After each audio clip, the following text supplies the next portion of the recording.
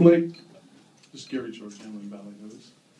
Blake, can you talk about the impressive win you guys came out with for game number 1, beating them by double digits? I mean, I was proud of the way we executed our game plan. I thought we did a good job of keeping them off the boards. Offensively, we got what we want. Guys were attacking. Guys hit shots. We took open shots. But the biggest thing was the offensive rebounding battle. Not allowing them to have second chance points is huge. Brad, 20 LA Times. How much more can you and Zach wrestle with each other after all of last playoffs, regular season, then tonight? Is there any more you guys can do to each other out there? Yeah, I mean, I'm ready for whatever. However many games it's going to take.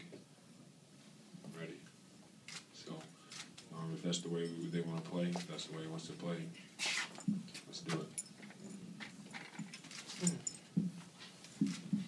Blake, go ahead and designate who the question's for, if you don't mind. Sure.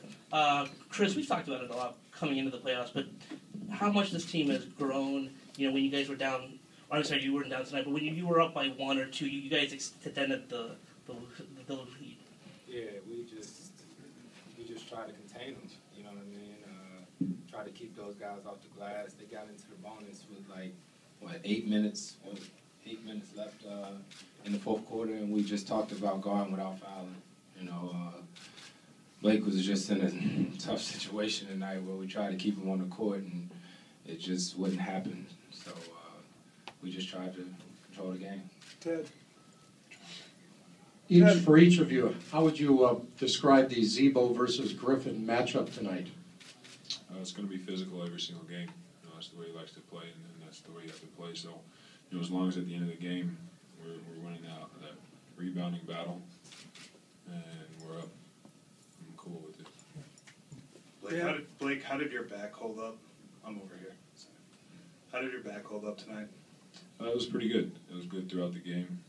We got a lot of good work in yesterday, today, and it felt good. Chris, I wanted to go big picture with you. And when you see the crowd going nuts in this place and sold out and so forth, can you sort of put it in perspective what it's meant to you to do it? It's exciting. It's exciting. It's nothing like it. It's really 2 different seasons. It's the regular season, it's the playoffs. We ran out for warm-ups tonight. It means a lot when the fans are here early. When we run out for warm-ups and you see them up and they're excited, and we have a different type of crowd here. They have fun. They're exciting all game long, and when they see us playing hard in the way that we know we can, they really are 6th man, and we need them. We need them in order to do what we want to do. Tamara, can you talk about the production and energy from the bench tonight?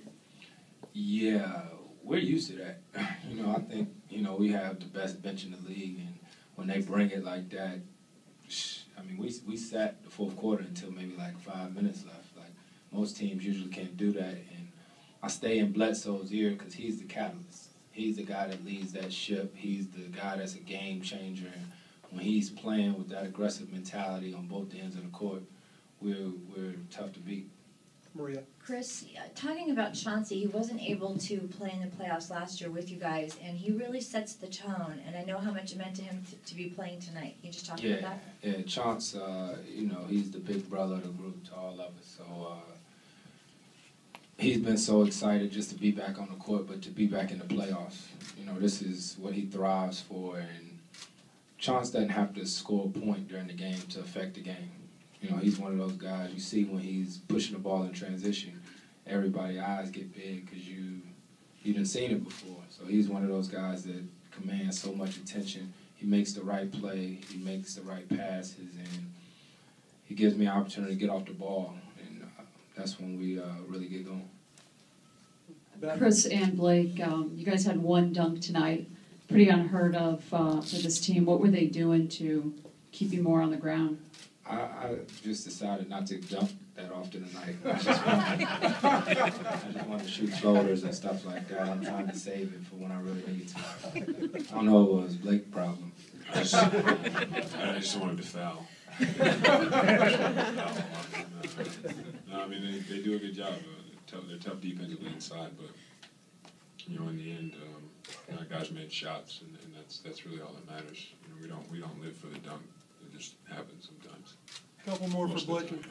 Chris. Chris, over here.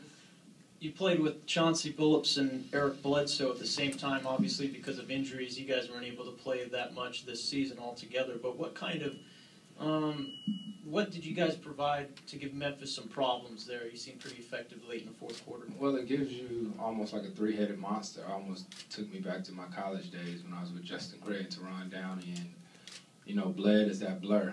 He runs probably faster than me and Chauncey put together, you know, and me and Chauncey are a little more crafty and different things like that, and I think it just gave us some versatility. You know, they didn't know who to guard who. They were going to put Tayshaun on Bled or stuff like that, so I think it was just something different in the workforce tonight. Couple more. Chris, can you talk about, as far as, you know, you guys have played quite often with Memphis. I guess you guys are learning their system pretty well. And what can we expect from that in game number 2? I mean, if we don't know what they're going to run and they don't know what we're going to run, then both teams are tripping. You know, we know what they're going to do. They know what we're going to do. It's all about executing and who's going to run it harder.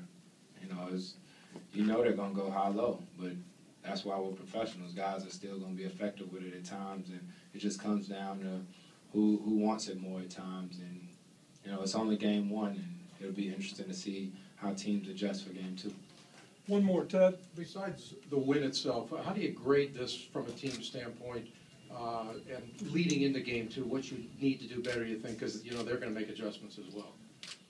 We'll look at the film and analyze it then. You know, I know a number of things that I did wrong defensively and trying to keep a guy on the side and stuff like that. But that's something we'll come in tomorrow, look at that, and get ready for game 2, because you don't win it in the first game. Thanks, everybody.